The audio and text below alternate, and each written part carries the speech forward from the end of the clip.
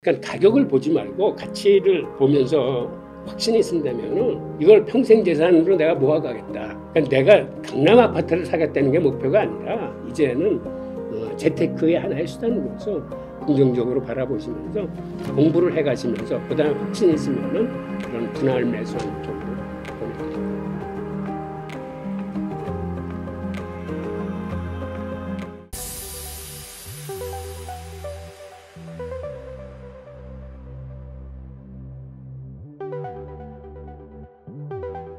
그 블랙록이 16조 달러 규모의 시장을 목표로 그 이더리움 블록체인에서 RWA 토큰화를 추진한다고 하면서 디지털 유동성 펀드를 출시했잖아요. 맞습니다.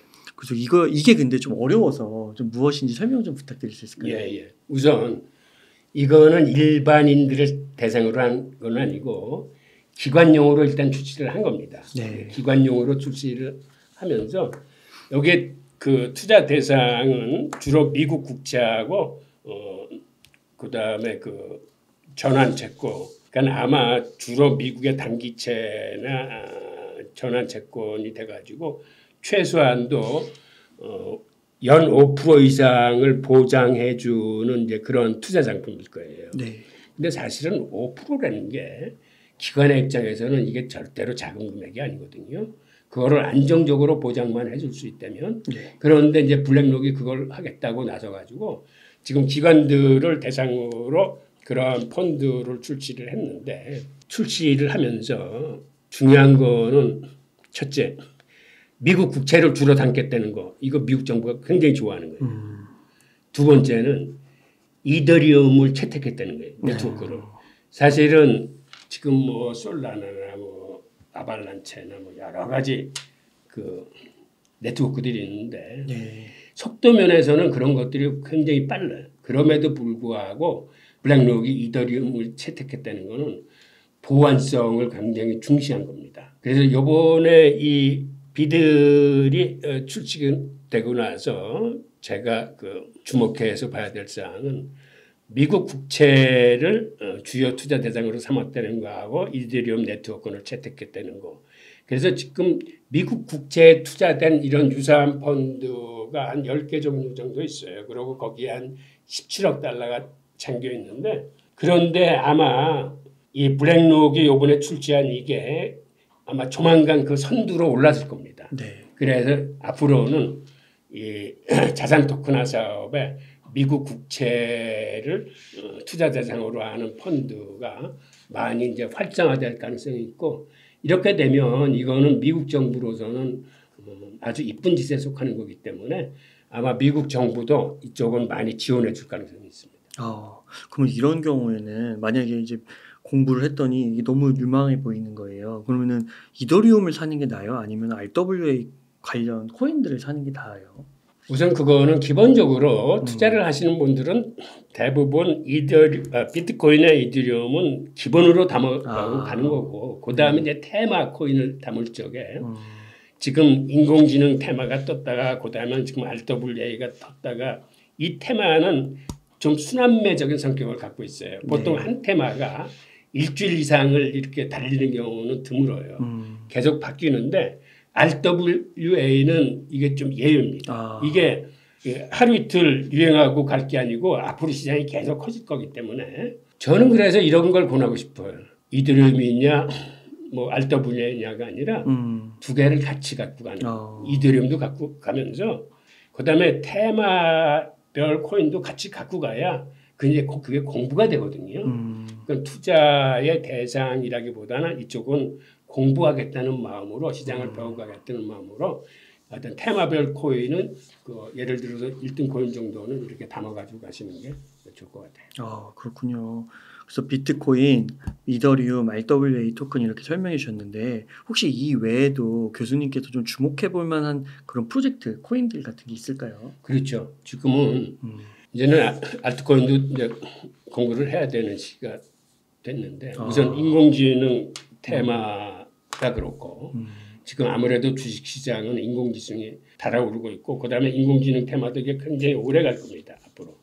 그다음에 아시다시피 레이어 1 코인과 레이어 2 코인의 경쟁. 그러니까 솔라나나 아발란체가 이끄는 레이어 1 코인이 있고 그다음에 이더리움이 업그레이드를 하면서 수수료가 싸지는 이제 레이어 2 코인이 있는데 이게 제대로 서로 간의 경쟁을 펼칠 것인지 그러기 하기 위해서는 앞으로 진행되는 기술의 진행 방향하고 업그레이드의 상세 계획 그다음에 그 업그레이드가 제대로 성공해서 소정의 효과를 보는지 이런 것들을 같이 쫓아가셔야 될 거예요. 그런 의미에서 이런 것들을 같이 조금씩이라도 투자를 하면서 공부해 가는 거를 추천드립니다. 그 인터넷 2000년도 인터넷 시기 때요. 그리고 모바일 때 막 그 기반 플랫폼 기반 위에서 엄청난 앱들이 막 나오고 프로젝트들이 엄청 많았잖아요. 그래서 거기서 막 경쟁하고 또 사라지고 그런 시대에 우리가 비슷한 변혁의 시대에 서 있다라고 보면 되는 맞습니다. 거예요. 지금 온체인에서도 아시겠지만 그 이더리움 네트워크에서 수많은 DApp들이 나왔지 않았습니까? 네. 그 DApp 중에 하나가 이제 디파이라거나 이제 이런 건데 그리고 또 이더리움 생태계에서 많은 토큰들을 또 개발을 했잖아요. 네. 그러니까 DApp 그다음에 각종 스마트 컨트랙트를 장착한 이런 토큰들 이런 것들이 앞으로 어떻게 기술이 진화되면서 새로운 기능들과 새로운 영역을 확장할지 이제 이것들을 이제 능력은 이제 보셔야 되는 거죠. 와, 그렇군요. 그 미국하고 일본 연기금이 비트코인 매입을 검토하고 있다고 하는데 이것도 가능한 시나리오라 보세요. 저는 가능하다고 봐요. 지금 일본 공적기금이 그 비트코인을 포트폴리오에 담는 걸 검토하겠다는 뉴스가 나왔는데 결국은 이 돈의 속성상 네. 수익률이 높은 것으로 몰려갈 수뿐이 없는 거거든요. 그런데 네. 앞으로 주식시장에서 이 비트코인 ETF의 수익률이 다른 주식보다 월등히 높은 게 계속될 경우에는 이쪽으로 쫓아오지 않을 수가 없는 거죠. 문제는 시간이 걸리는 거죠. 기관들이 움직이기에는 여러 가지를 많이 검토해야 되고 법적인 토대나 이런 것도 다 만들어야 하기 때문에 그러니까 개인들만큼 이렇게 쉽게 쫓아오지는 못하지만 시간을 두고 쫓아올 가능성이 있다고 봅니다. 그럼 지금 개인들한테는 엄청난 기회인데 이거 5% 급락했다고 불안해 여기면서 못 들어오시는데 그러면 안 되겠네요. 빨리 유연하게 해서 조금이라도 진입을 해야겠네요. 그러니까 지금 같은 경우 저는 계속 분할 매수를 권해요. 그러니까 적금 든 셈 치고 그러니까 가격을 보지 말고 가치를 보면서 그래서. 확신이 쓴다면은 이걸 평생 재산으로 내가 모아가겠다. 그러니까 내가 강남 아파트를 사겠다는 게 목표가 아니라 이제는 재테크의 하나의 수단으로서 이게 주식이나 부동산이나 똑같은 재테크인데 오히려 가능성이 더 클 수 있다라는 안목에서 긍정적으로 바라보시면서 공부를 해가시면서 그다음에 확신이 있으면은 이런 분할 매수하는 쪽으로 권해드립니다. 그렇군요. 그 비트코인 가격에 이 거시 변수들이 영향을 많이 미친다고 하잖아요. 그렇습니다. 근데 지금 거시 지표들이 굉장히 좋잖아요. 그래서 앞으로도 이 거시 지표 가운데서는 변수가 없을까요? 앞으로도 계속 거시 경제 흐름에 영향을 받을 겁니다. 그러니까는 주식시장하고 같이 이제 동행성을 갖게 될 거예요. 그렇지 않아도 여태까지 처음에는 금하고 동행성을 가졌다가 2010년도에 금시장을 많이 규제하면서 이때 비트코인 세력이 빠져나와서 금하고는 완전히 디커플링이 됩니다. 네. 그 이후에는 사실은 나스닥하고 많은 동행성을 보였어요. 그런데 최근에 비트코인 ETF에 올라왔으면서 나스닥하고도 많이 그 동행성이 많이 흐트러졌는데 지금 그 금리 인하에 대한 기대감이 사그라들면서 다시 약세장이 되면서 약세장에서는 다시 나스닥하고 지금 같이 동행하기 시작해요. 그래서 저는 나스닥하고 앞으로 계속 같이 동행할 거라고는 보지 않아요. 그런데 약세장에서는 동행할 확률이 크니까 약세장에서는 근데 그거를 참조하시고 나중에 비트코인은 아마 자기 갈 길을 갈 겁니다. 그런데 당분간 생태가 그렇게 커지기 전까지는 아무래도 거시경제 그 흐름에 영향을 많이 받을 거예요. 네. 교수님께서 앞서서 그 비트코인 가격이 치솟는 이유 중에 하나가 비트코인 네트워크의 확장 가능성을 말씀해 주셨잖아요. 그래서 그 확장성이 좀 무엇인지 아까 라이트닝 네트워크 같은 거 좀 언급해 주긴 하셨는데 요거 한 번만 더 좀 자세히 설명 부탁드려도 될까요? 네, 그 오디널스 프로토콜은 NFT를 만드는 기술이거든요. 그건 이제 비트코인 하나가 그 1억 개의 사토시인가로 나눠졌죠. 그 네. 사토시 안에다가 데이터나 이미지 같은 걸 다 기록을 하는 겁니다. 그렇게 하는 걸 이제 오디널스 프로토콜이라고 부르는데 그리고 이렇게 기록하는 행위를 인스크립션이라고 그래요. 네. 즉 이게 여태까지 NFT는 이거는 이더리움 생태계에서만 만들어졌던 건데 이제 이런 것들이 비트코인 생태계에서도 만들어지는 거예요. 게다가 레이어 2 코인은 대부분 다 이더리움 네트워크에서 작동하는 거로서 그 처리 속도나 이 확장성을 굉장히 높이는 건데 이제 이런 것들이 비트코인 네트워크에서도 이제 작동하기 시작하는데 그 대표적인 게 이제 스택스 코인 같은 건데 이 스택스 코인은 완전히 레이어 2 코인이라고 보긴 뭐하지만 일종의 사이드 체인을 만들어서 여기서 거래를 처리한 다음에 결과값만 비트코인에 기록을 함으로써 비트코인의 보안성을 같이 이제 담보로 하는 건데 여기서 이제 디파이를 시작을 했습니다. 그러니까 이제는 디파이나 이런 것도 비트코인에서 이제 가능하게 된 거죠. 이러한 여러 가지 요인이 과거에는 가치 저장의 수단에 머물렀던 비트코인을 이제는 매개 그 교환의 수단으로서까지 끌어올리면서 다른 여러 가지의 기술의 진보들이 이더리움 생태계나 다른 공생태계가 하는 것에 못지않게 지금 비트코인 생태계의 용도를 확장시키고 있어요. 이야, 그렇군요. 와, 공부할 게 정말 많은 것 같아요. 교수님께서 빨리 책을 써주시면 좋을 것 같습니다. 교수님, 그러면 지금 1억 정도 여유 자금 있으면 어떻게 투자 전략을 세우면 좋을까요?